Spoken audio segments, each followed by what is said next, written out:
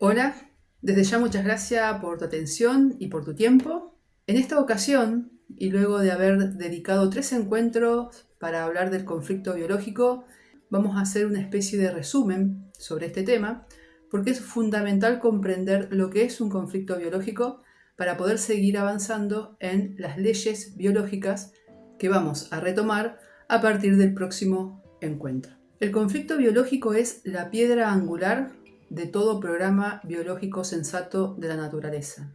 Por eso es importantísimo que podamos tener muy claro lo que es un conflicto biológico, de lo que no es un conflicto biológico y de todos los componentes que se asocian a un conflicto biológico.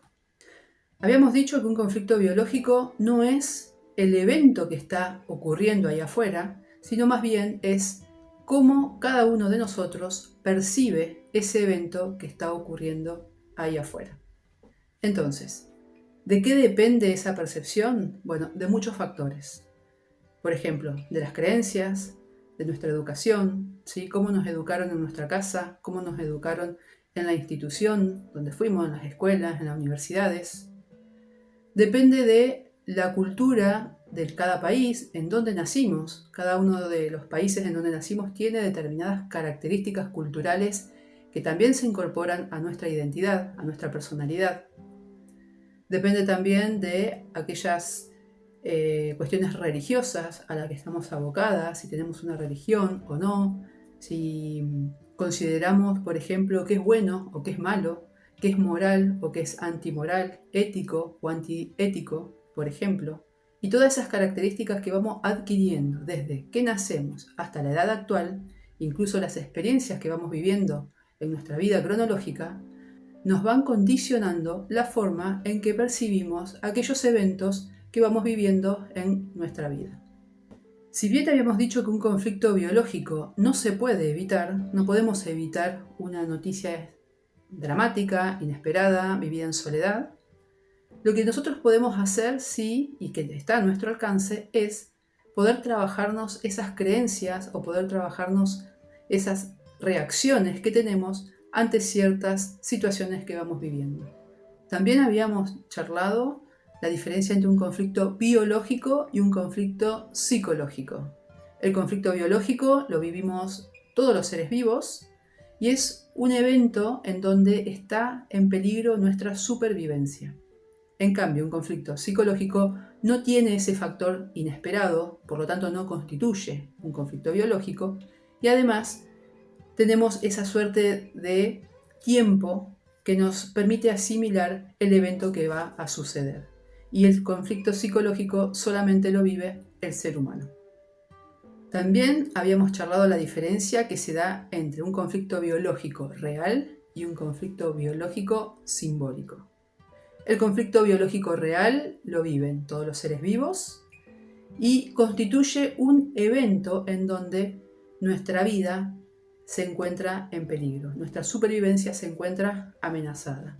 Había compartido un ejemplo de un animal el cual no tiene para comer y al no tener alimento es real que su supervivencia se encuentra amenazada. Si no soluciona rápidamente el conflicto de alimentarse, el animal muere.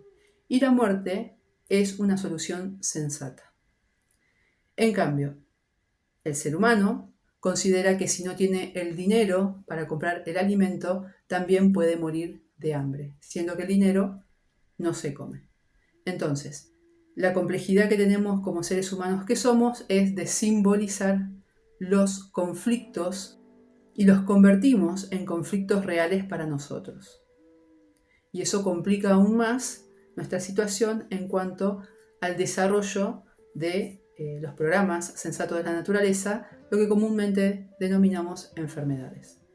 Por otro lado, en el último encuentro habíamos hablado de los raíles o de las memorias sensoriales, que son todos esos accesorios que se suman al conflicto biológico que estoy viviendo y que son una suerte de advertencia que toma nuestro psique y nuestro cerebro para avisarnos o advertirnos que estamos en peligro y que tenemos que hacer algo inmediatamente para solucionar el conflicto. Y así como es importante entender cuál fue el conflicto que disparó el programa biológico, Igual de importante o más importante aún es entender cuáles son todas estas memorias sensoriales que están acompañando al conflicto biológico para poder darle solución inmediata y concreta al programa biológico, que se activó a partir de vivir un evento inesperado, dramático, vivido en soledad y que no se le pudo dar solución inmediata en el momento en el que se produjo.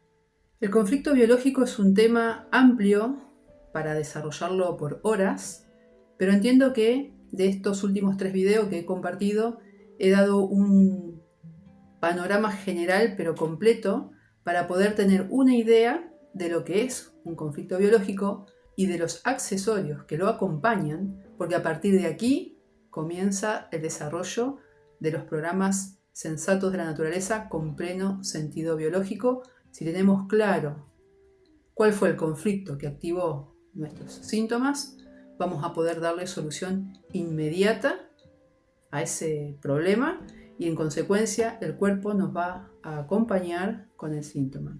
Tengan en cuenta que el síntoma es solo el efecto de una causa. La causa es el conflicto biológico y el síntoma nos va a estar dando pistas de si estamos yendo por buen camino en la resolución del conflicto o estamos en una suerte de cronicidad en donde activamos el conflicto y lo desactivamos, activamos y desactivamos y no estamos saliendo del rulo de lo que es el programa biológico. En este caso tenemos que poder darle una solución concreta, inmediata y salirnos del programa en forma definitiva para poder así solucionar el síntoma.